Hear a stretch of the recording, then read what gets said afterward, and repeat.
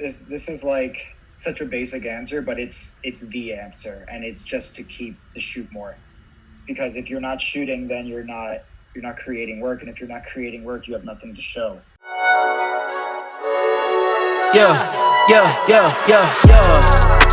Coming in, flex.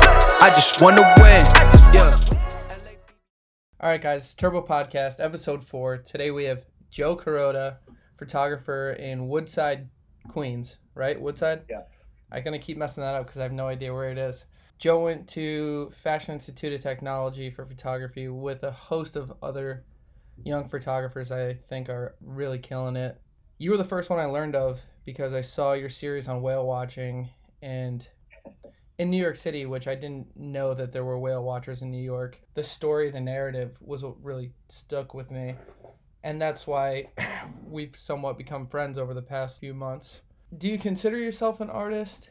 Were you always into art? That's like a really interesting question to start off with, actually, because I don't know if I consider myself an artist. Like, I don't, just to me, like the first thing that comes to mind when I hear the word artist, I think of somebody who's just creating out of nothing. Mm-hmm. Like there can be nothing there, and all of a sudden there is something that like came out of their noggin. And I guess I do that to a certain extent, but if I really had to take a look at all my work, I think I document more than I create. But I think creating is there, so it's more of like a spectrum of where I fall between artist and documenter. Yeah, it's kind of like, for me, I would say like a cartoonist. Like they sit down with a blank canvas and they come up with something that doesn't even exist in real life in some cases. So that is an artist to me, for sure. Yeah. And there's almost some like pretentious baggage that comes along with calling yourself an artist. I was going to ask why photography, because I don't know if you started with photography. Was there something else before that or no? So we're going like way back now, actually, because I picked up photography my senior year of high school. So I was in 12th grade. And the reason I started was because I think I was always like really into art. Like I loved all my art classes as a kid in high school. Like I loved all my teachers. Like that was my favorite thing to do from like 9th grade, 10th grade, 11th grade. And just one of the things I was able to do was take a film photography class. So I'm like, I just ended up doing that instead. So I did that, and then I got really good at it. That like spoke to me way more than drawing or painting or like all the other things that they offered, mainly because I sucked at them. Like I am not good at painting or drawing, but photography was like one of those things that just like instantly clicked with me. And I had a lot of amazing mentors when I was in high school. My mentor was the yearbook photographer. His name was Mr. Yen. He was also my English teacher.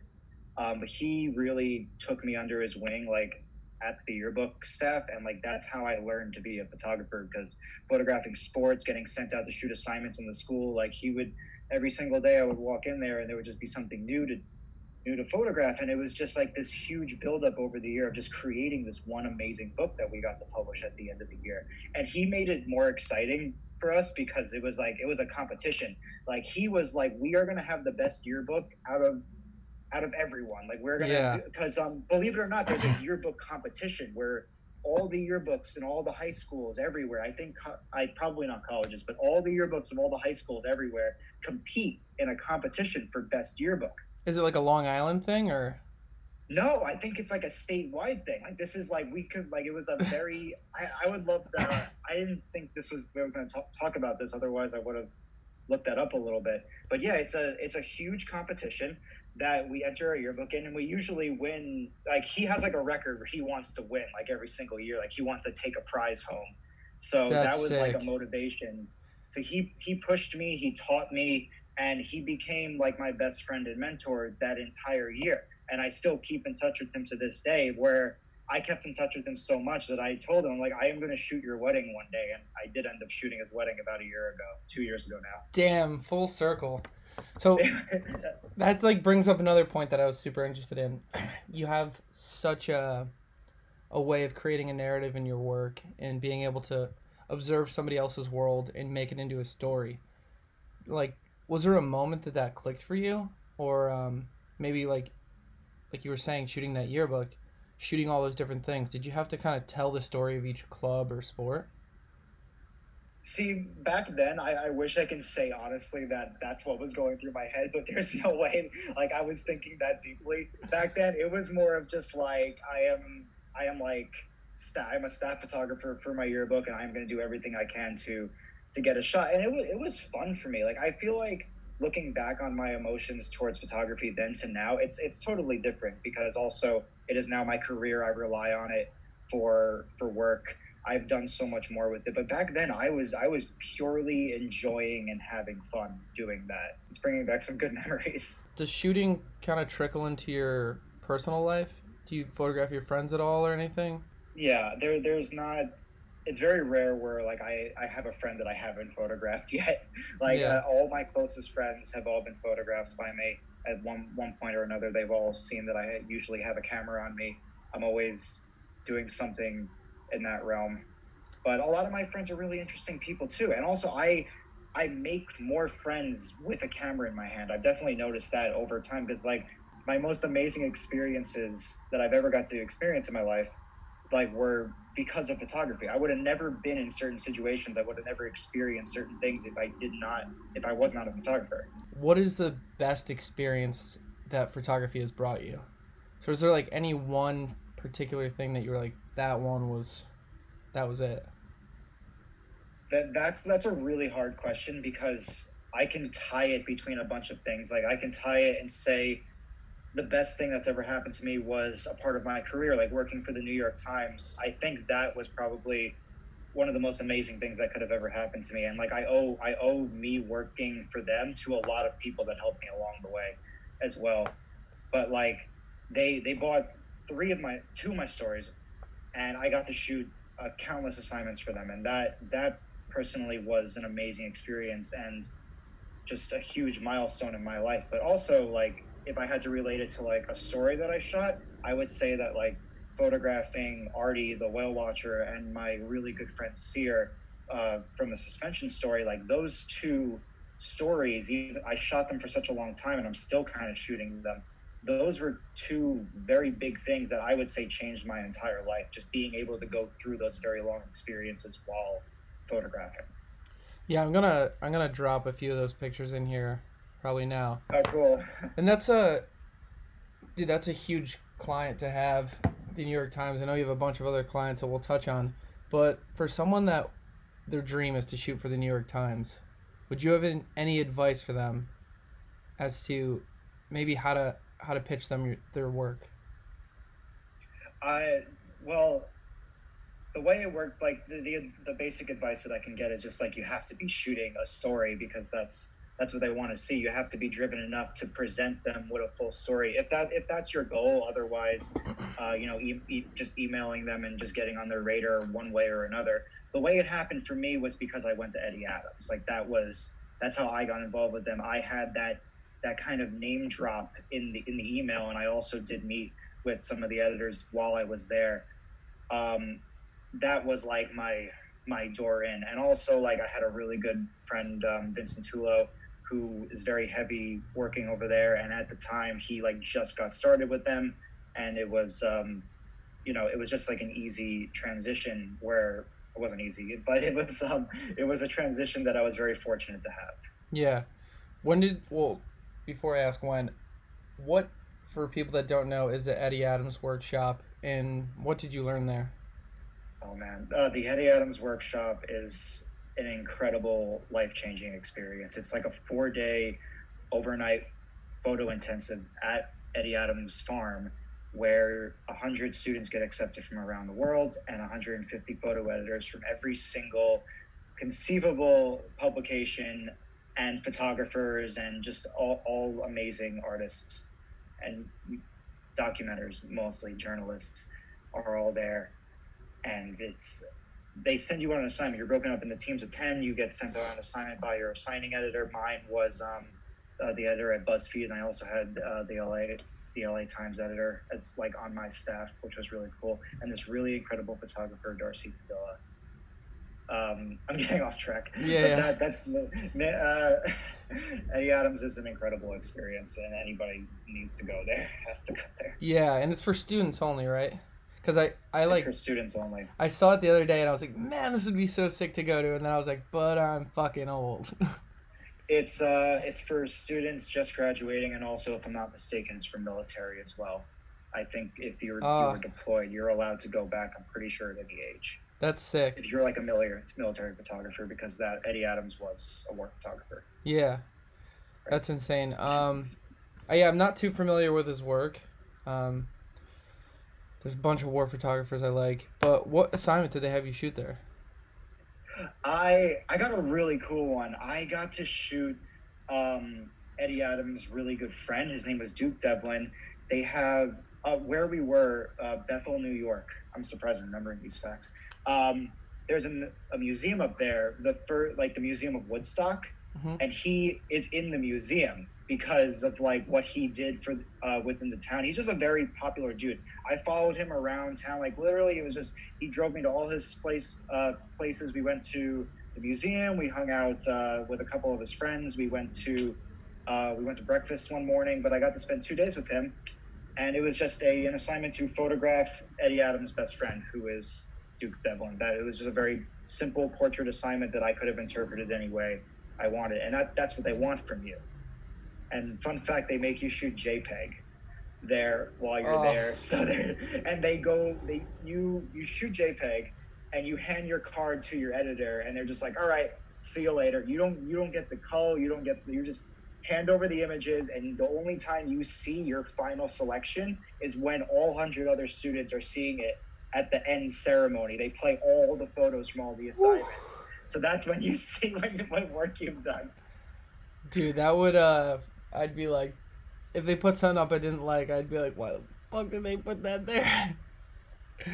I mean, these are the best of the best photo editors to ever exist, so you would assume that they're going to be really good. Yeah, and if you're, I don't know, like I kind of made this podcast for, say, 20-year-old me. That's kind of like my intention. It's like the photographer or someone who's starting to try and be a photographer or work in photography, and or just to make images. Like I just have an obsession with making images. So I think of me when I was 20. I wish I knew about Eddy Adams' workshop. I wish I knew about the school that I ended up going to, and just I was just like had a camera. I didn't know anything about the photography world, so I think that could really help somebody. It's so weird how I ended up going there too. Do we want to move on to a new subject? What should we talk about? Well, no, like the other thing I wanted to talk about with that was, did that help you make a bunch of connections? Yeah, that was like a huge streak of just working in the most amazing places ever. I sat down with this I don't remember if he was an editor or not. He was somebody at Instagram, and he opens my portfolio book to the first page, and there's just Artie, and he just looks at me. He's just like, "Hey, you want to photograph on the Greenpeace ship in like a week?" I'm like, good talk, man. I love this already. Oh my god. And it just connected. It was like an automatic assignment. He looked at my story of Artie. It's just like, you would be great to do this. Damn. It was like 2 a.m. that I did this with this guy. Do you have a favorite muse or subject to photograph? I don't think there's one particular thing. I guess people would be the broad answer. Like I find people the most interesting. I think the most things can happen with people. Or I get really bored when I'm just walking around. Like lately, I've been taking my camera out on walks, and I'm just like shooting what I see, and that's like fun for me. But like when I get home, I'm like, the pictures are just not exciting for me. Like they're fun to make, and they keep me active shooting, but I rather have people. I need something engaging, but just for me, at least for my work. No, I'm dealing with the same struggle too, because I used to be a big proponent of like shooting every day and walking around and shooting, but I've kind of like lost that spark. Like sometimes I see just different angles where I'm like, oh, that's a cool composition, but there's really nothing in it for me anymore. So it's like, I understand. Yeah, I really want that interaction to be more of what I'm showing and more of the Some story. people are having fun making FaceTime quarantine photo shoots, and that's just so funny to me. Like that, Dude. it just people are really adapting. That's my favorite part about all this. I did 2 or 3 just to like stretch my mind and see what I could do. And I was like, all right, these just will never fit in my portfolio. So I was like, all right, let's like move on from here. Yeah, it was just fun. It was just for like fun, like a test shoot. But dude, do you have any big dreams? Like any big goals in life? Doesn't have to be with photography. Big goals in life. Yeah, it could be like, do you have a big photographic dream, or like maybe, I don't know, something that you really want to shoot? Or I think I just want to continue what I'm doing. I really like how life has brought me along to meet these people, and I think those are my favorite times. Like going back to my 2 stories, like those were 2 of my favorite times I've like in my entire life. Like I got to spend all this time with this one person and really hone in on what they did and what they loved and what they were passionate about. And I think if I can have another experience like that with another person, I think that would really just continue and make me happy forever. If I can just every year I can photograph a whole new person for an entire year, like, and what they do, like that is the most fun to me, where I get to spend all this time with someone. I think that's what really sets you apart, and you're playing the long game, which a lot of people don't. A lot of people just want that one Instagram post to be like eye-catching and get a bunch of likes. But what builds like a true story is time. I personally believe that. Like I think a lot, and the most amazing stories can be shot in a day. Some can be shot in an hour. Doesn't mean there's a lot behind them, but they could be visually super interesting and make beautiful pictures. But I don't know. I get a different connection becoming friends with my subject over a period of time. And like I said, 2 amazing experiences in my life happened because of those stories. Yeah, that's a very interesting way to look at that, because I mean, to relate that back to myself, even from when I was a little kid, I didn't like going to a barber that I didn't get along with, or like was just like like, or if it's like getting a tattoo, if I don't like the tattoo artist, I don't even want them to mark up my body, because that's like, it's attached to it. And it's interesting that you say you like to become friends with your subjects. It makes it so much more natural. There's more trust. Like I don't want anybody to think that I'm doing wrong by them, because like who am I? I am just some random person with a camera who's coming in and invading on your freaking privacy. Like to me, like that's exactly what it is from an outside perspective sometimes, because they, like, especially Sear, the suspension guy, they had no reason to trust me. And they would have had no reason to trust me if I didn't photograph his wedding. That's how me and him became friends. Yeah. Which is pretty funny. But same thing with Artie. I was doing right by him, and like he trusted me immediately because we went to school together. He was my professor, but he didn't have to let me do that, and he also didn't need to let me do that after the fact, because I was only supposed to photograph him for 3 months during my thesis. But he let me continue for months on end until I was done and ready. Yeah. And we're still friends. Like if I wanted to go back on the boat when that stuff is happening again, I could, and it would be no problem. It'd be fun. Yeah. And these are 2 series that you've been working on for quite a while that I'm familiar with.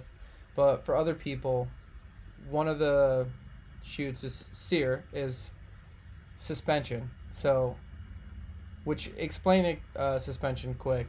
So body suspension is the art of putting hooks in the body, getting pierced with hooks, and being suspended from those hooks. Yeah, which is something I've been interested in since high school, because I saw it and like I heard someone describe it as euphoric, and they're like, "Oh, it's like you're out of your body." And people would definitely be the best for it. Yes. Yeah, and people have different experiences with it, but it's a fantastic series regardless, and I'm gonna put some pictures in there from that. And the other series with Artie is the New York whale watching. You want to just describe that a little bit?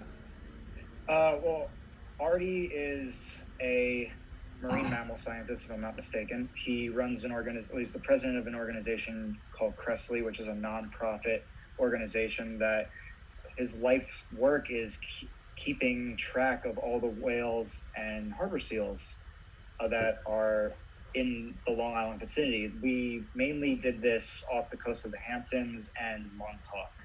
That's where we were off of. But this is so much better explained, like in the stories written about this.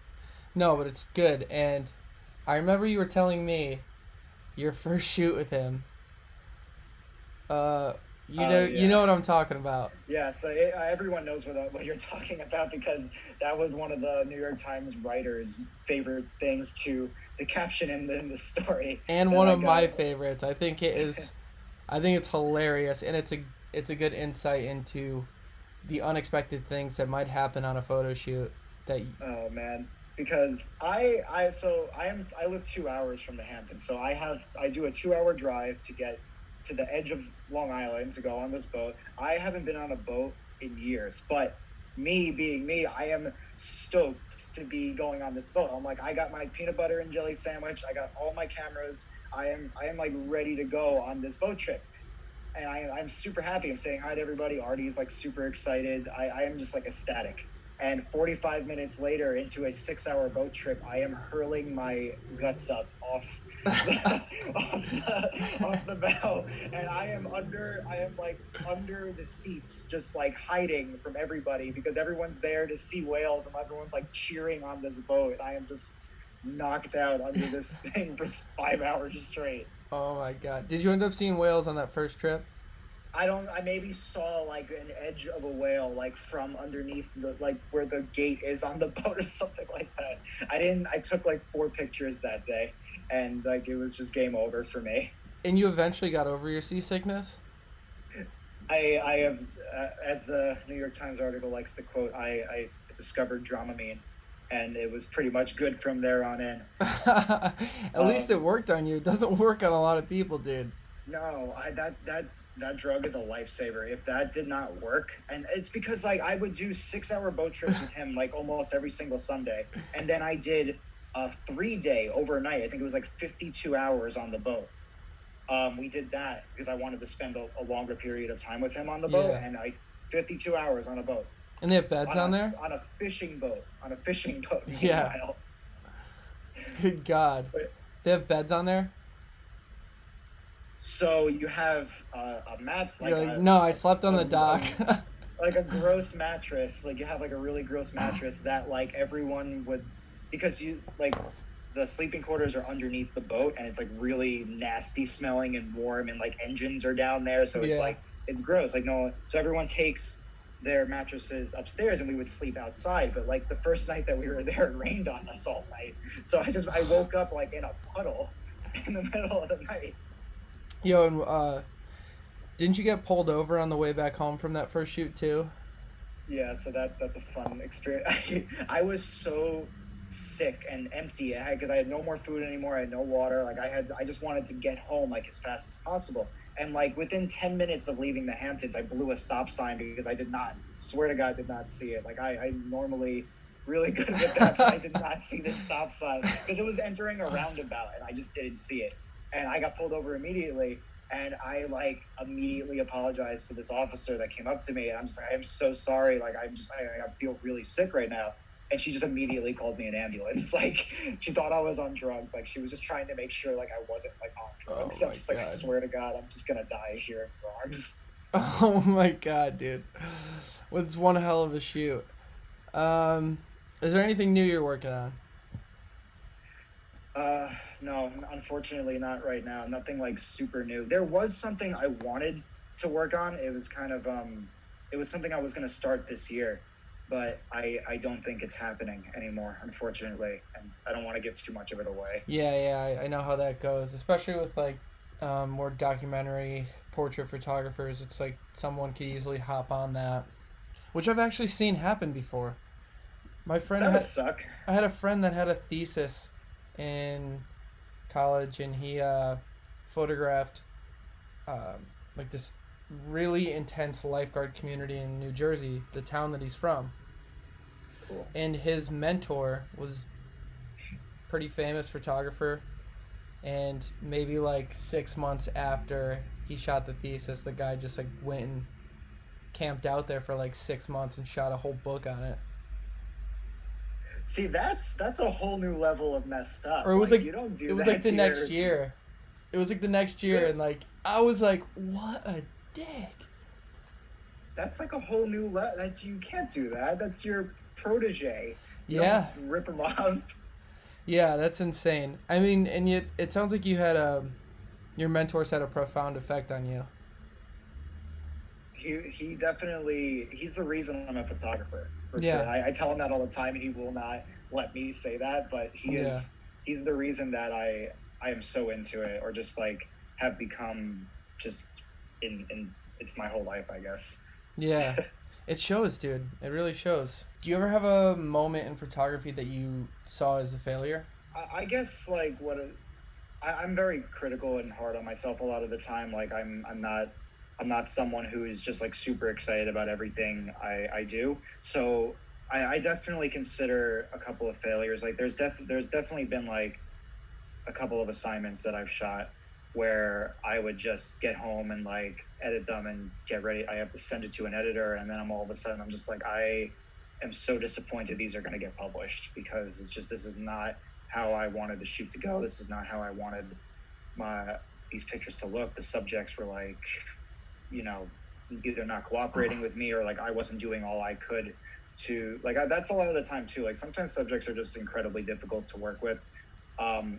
But then I think to myself, I'm like, maybe I could have done something better to have brought more of a comfortability out in them, or maybe it was completely inevitable and there was nothing I could have done. So those things are like failures to me, where I don't leave a shoot 100% confident in what I'm about to hand in. Yeah, I think anyone who takes pictures or makes images has been there, where you have this idea in your head of how you want the light to be, how you want it to go, maybe ideas that you want the subject to try, and they're just not up for it. And you're just like, that too. It's either they don't want to try it, or I think about it on the car ride home. Like crazy stuff like that happens. Nothing I can do about it after that. Dude, do you have any photographers that you really looked up to? I think, yeah, there's like a lot of like really famous photographers that I could name drop that would be amazing, but like I think I draw more inspiration from my friends than I do like really amazing photographers, because though like my friends that are all being photographers are the ones out there doing the same thing I am, and it's inspiring to see a friend of mine like get an incredible assignment or an incredible job opportunity, or just anything, just take an amazing picture on the street like that. That's more inspiring to me than looking at like the work of like Dan Winters or something like that. Like he's a really amazing portrait photographer that I love. I think he's like a scientist of photography. It's like a different kind of, he's a different animal. Yeah, but like the caliber that he is at is unbelievable. Yeah. And it's maybe something I would be so grateful if my life took me there one day, or if I can do things so correctly that my life would end up there. Yeah, man. But yeah, I really think my friends and like the photographers around me that I'm close with, or just I admire off of Instagram, like I'm more inspired to see work come out by them than I am from like the super, super big photographers. That's super refreshing to hear, because say like I have a few friends that are photographers, but most of my friends are like my friends that I grew up with, and they're in finance or in the medical field. So I don't really get that experience of being able to share ideas. And I have one really, really close friend, but who shoots photography, but he lives in Poland. So he's kind of like, cool. Yeah, so we have to like, I don't know, maybe twice a month we'll hop on a call or send each other work and be like, how do you feel about this, blah, blah, blah. And he's since kind of transitioned into design, but he's kind of always been my guiding light with is this good or is this shit? And he doesn't he doesn't tiptoe around that, which is really important to have. I think if you're trying to get better, you need to have other people around you that are going to push you in some way. I completely agree. That's why I did enjoy like my college environment for a while, mainly like opinions from professors. Like I really valued the opinions of certain professors when I was in school. So it was like that was super, super helpful to have. And just like to have an interaction like with a friend. Like I like being able to like just send work to a friend and just see what they think. Like it's really refreshing to have just a second pair of eyes, because I am a terrible photo editor. I am not good. Like I don't think I'm good at laying out my work. I don't think I'm good at like just making things visually pleasing. That's like one of my weak points that I really want to get better at.